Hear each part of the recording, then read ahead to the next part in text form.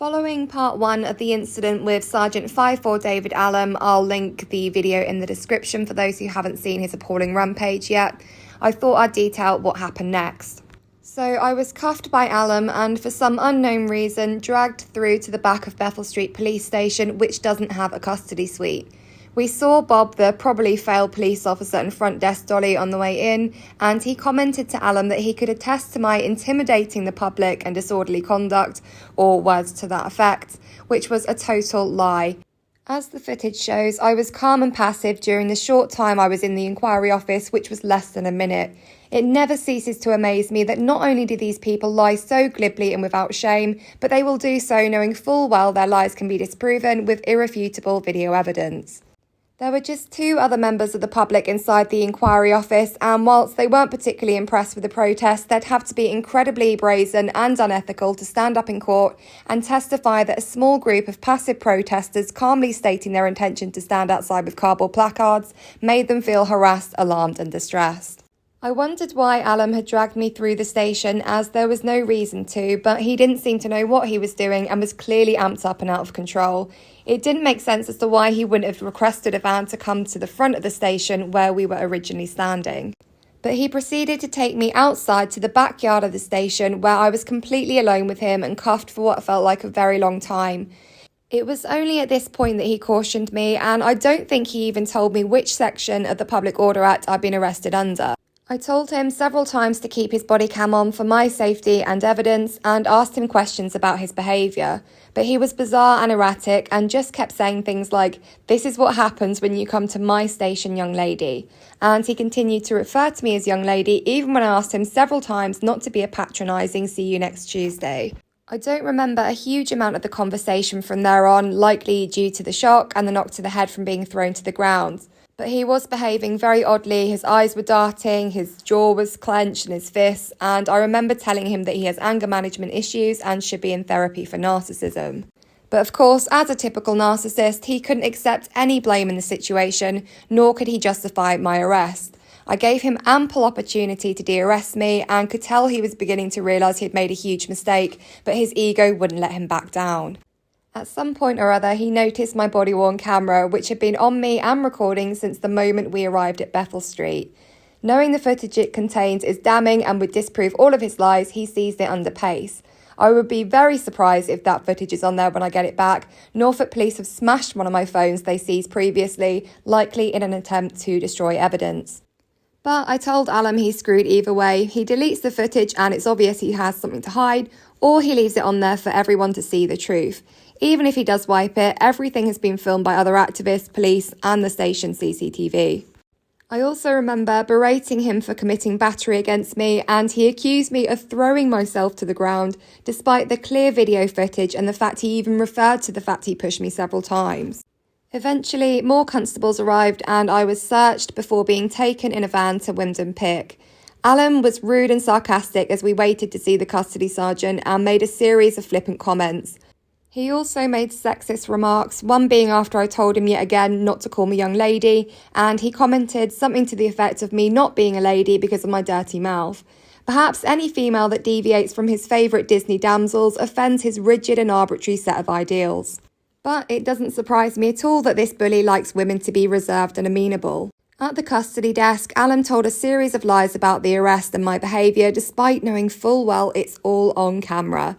Although obviously futile, I still put the truth across to the custody sergeant in a bid to get him not to authorise my detention. But of course, a cop will always mindlessly side with his filth buddies. It's something he'll have to account for at some stage, even if it's just when he looks in the mirror one day and realises he's a bad person who doesn't have the strength to be good, has no backbone and totally deprives someone of their freedom to protect a violent megalomaniac. My time in the cell was pretty standard: awful, stark bright lighting that they pretend they can't dim, dry air, uncomfortable bed, filthy toilet, the stench of shit because the pipes have been incorrectly fitted in the building and they don't care to do anything about it. For once there was no screamer and I could have slept, but I felt too wired to do so. So I read a book, had most of my requests for the smallest of comforts either ignored or delayed. I ate the vegan lasagna and noodles, both of which made me feel rough as always. Hardly surprising given the lasagna alone is 96% of the recommended daily amount of saturated fats and 66% of the RDA of salt. One thing I did notice was that the staff at Wymondham PIC feigned concern about my head, which got progressively worse in the cell to the point where it was pounding and unbearable. I saw a medic who was really lovely and kind, and I was checked over several times throughout my stay, which I thought was odd as I've been injured numerous times by Norfolk Constabulary and they've never cared and have even refused to let me see a medic before. But upon being released, I found out that the other activists had put a lot of pressure on regarding my head injury, and of course Norfolk Constabulary can't afford any more deaths in custody. I was told very soon after being booked in that I wouldn't be interviewed, and with the entire incident lasting no more than 10 minutes, there should have been very little footage for the police to go through. This should have meant releasing me within a few hours, but of course they kept me for 11 hours. Why? Because they needed the time to make their lies add up to a narrative that they think will be more convincing than the video evidence that destroys every single one of them. And of course, because they're trying to break me.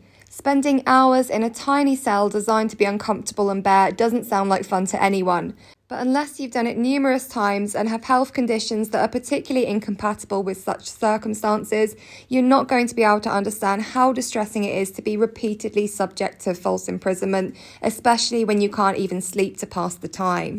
I spoke to Inspector Kerry Woodbine for my 6-hour custody review, but even though I explained the circumstances, my mental and physical state, and my head injury, she kept me locked up. After 11 hours, Lucia and I were both released. I was charged with public nuisance under the Police Crime Sentencing and Courts Act and Section 5 of Public Order. Lucia was charged with assaulting Sergeant Allum.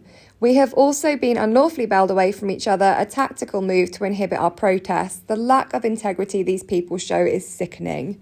Public nuisance, which I was charged with, is a complex offence which requires one to inflict significant injury on a substantial section of the public and intend or be reckless that one's actions would have that consequence. To watch the footage of my conduct inside Bethel Street and say it constitutes any of the above is insanity and a terrifying sign of the times that we're in. Upon getting home late into the night, I felt very unwell. My head was still banging despite the painkillers. I was exhausted, aching and bruised from head to toe. Remarkably though, my wrists weren't bruised from the handcuffs, and I can only assume that Sergeant Allum is used to ensuring that his abuse doesn't leave marks. The next day, I still felt completely wiped. Sunday is cleaning day for my animals, and it's a full day of cleaning out their room and house, washing everything in it, replacing all their bedding, toys and hammocks. Whilst I did manage to get it all done, I felt angry that, once again, the police's actions were making it difficult to give my rescued animals the love, care and attention they deserve after their terrible start in life. I was arrested back in February last year, and it turned out to be one of my rescue boy, Splinter's, last day on earth. I should have been there to spend it with him, but I was locked in a cell because the police arrested me for breaching bail conditions that I didn't have. Since the arrest on Saturday, I have attempted to log a criminal allegation of assault against Allum. I'll post the video of the conversation in the description. But Norfolk Constabulary refused, stating that they would only take the details as a complaint. I've also sent an email to Allum's inspector, Daniel Cox, linking him to the video of our encounter with Allum and asking that his behaviour is addressed and he is tested for drugs. I've been in touch with journalists and hope to get the story in the papers, and have also made a subject access request to Norfolk Constabulary's data department. Once criminal proceedings against me are dropped, I will of course be suing for the entire ordeal and looking at ways I can sue the officer personally as opposed to suing the constabulary/chief constable. In regards to our petition, we intended on protesting outside Bethel Street every other week, but after this, we'll be outside Bethel Street every single Saturday that we're able to, including this Saturday, the 21st of January, demanding justice for the pigeon and the activists that were assaulted by this scum. If you can join us, please do and spread the word. We'll be outside the station from 1 p.m. onwards.